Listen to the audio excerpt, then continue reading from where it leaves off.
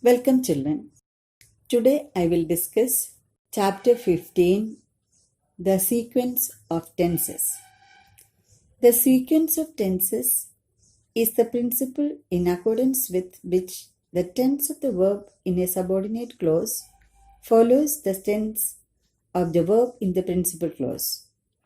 The sequence of tenses applies chiefly to adverb clauses of purpose and noun clauses.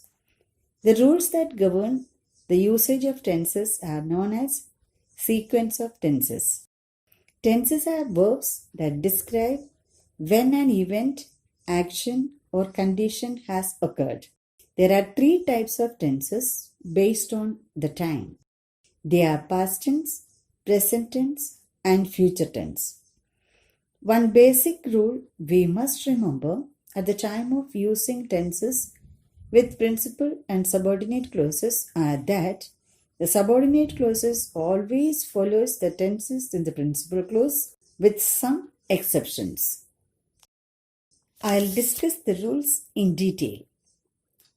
First, a past tense in the principal clause is followed by a past tense in the subordinate clause. For example, she worked hard so that she might succeed. One more example.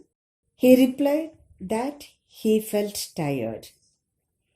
There are two exceptions to this rule. A past tense in the principal clause may be followed by a present tense in the subordinate clause if the subordinate clause expresses some universal truth or habitual action. Example, he always said that honesty is the best policy. One more example. Newton discovered that the force of gravitation makes apples fall. Next one. When the subordinate clause is introduced by than, even if there's a past tense in the principal clause, it may be followed by any tense in the subordinate clause according to the sense intended by the speaker. Example, he liked you better than he likes me. One more example. He helped her more than he helps his own family.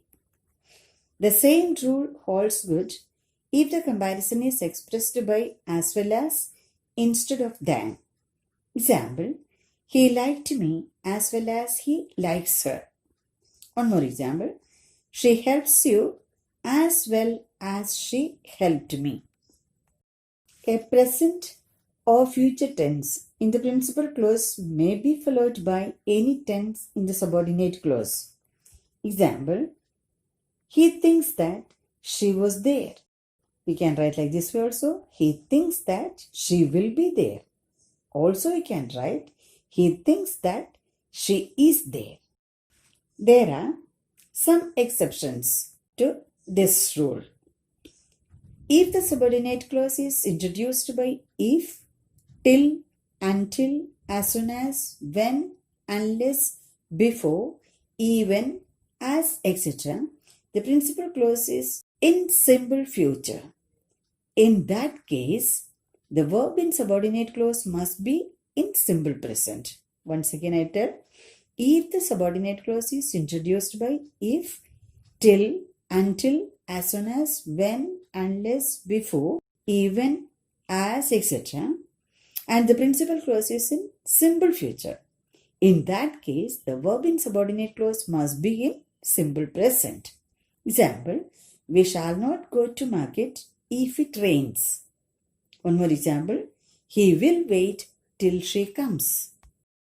When the subordinate clause is introduced by a conjunction of purpose, like so that, in order that, lest, etc., the following rules apply. Firstly, if the verb in the principal clause is in the present or future tense, the verb in the subordinate clause must be may. Example, he works hard that he may succeed. One more example, he will work hard that he may succeed.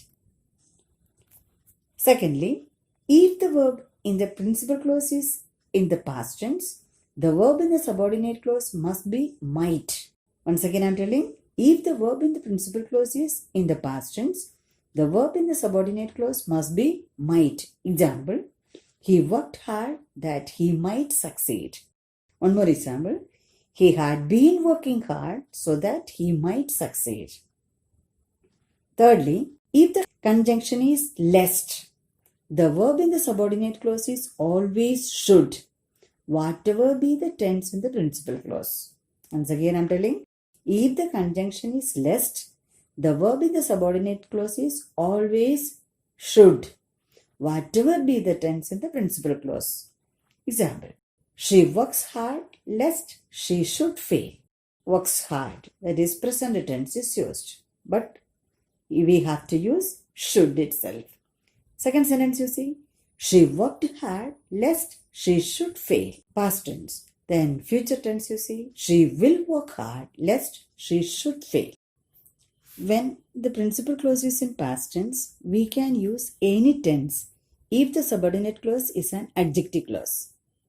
For example, I visited the village where he lives. I visited the village where he lives. Second sentence, you see, I visited the place where the accident took place. Next one, you see, I visited the hotel where he will stay. So, all three, that means present, past and future, we can use if the principal clause is in past tense and the subordinate clause is an adjective clause. In that case, we can use all three, present, past and future. I will now discuss first 10 sentences of exercise 101, page number 214. You can see that. I waited for my friend until he came. To come is given in the bracket until he came. I waited for my friend until he came. Next one. So long as the rain dash, I stayed at home. To continue is given in the bracket. So long as the rain continued, I stayed at home. Number 3. I did not know it until you dash, bracket, to speak. So answer is, I did not know it until you spoke. Question number 4. He speaks as one who dash. To know is given in the bracket. So the answer is, he speaks as one who knows, K-N-O-W-S. Number 5, he ran as quickly as he dash. Can and could both are given. You have to use the correct one. So the answer is, he ran as quickly as he could. Number 6, he went where he dash find work. Can and could both are given. So the correct answer is, he went where he could find work. Number 7, wherever there is coal, you dash find iron. Will or would is given. Wherever there is coal, you will find iron. You will. Next one, he behaves as one dash expect him to do. May or might. He behaves as one may expect him to do. Number 9, he ran away because he was afraid. To be is given, so we can fill with was. Number 10, he fled where his pursuers dash not follow. Can or could. He fled where his pursuers could not follow. Okay, children, rest of the sentences you please try at home. If any problem is there, you can ask me in the online classes.